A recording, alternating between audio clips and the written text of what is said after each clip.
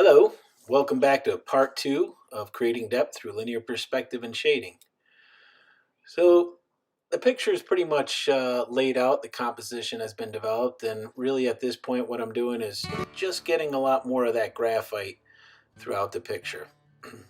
Don't be afraid to get a little carried away during this step because it'll allow you to do some of this drawing in reverse, which you can see right now. I'm using the pencil eraser to hit each and every object or even parts of an object uh, in the right spot according to the light source. So my light source again is right above the cabin there.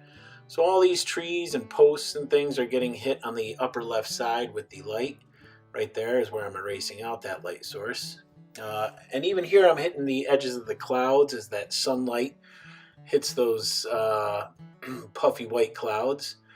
And even handling the clouds almost like a solid object by adding some shadows on the left side or the right side and the bottoms.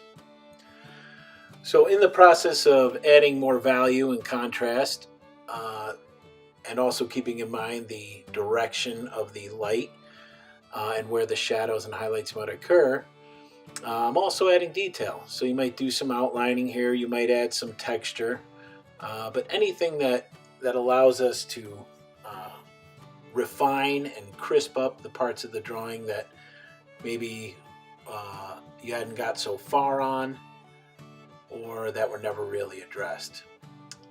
Again, try getting in at least a little bit of an indication of cast shadows, which really makes some of the objects feel grounded.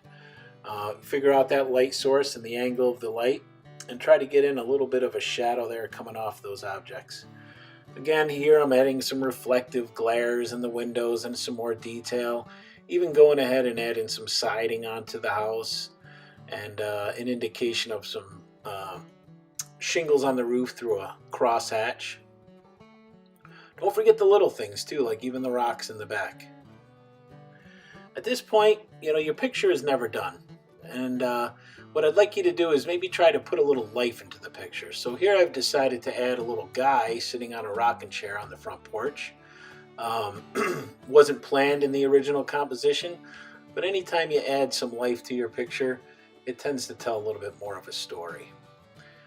So hitting him with the same idea with the shadows and the highlights, checking over the work and adding a little bit more in some places that maybe felt a little incomplete or unfinished.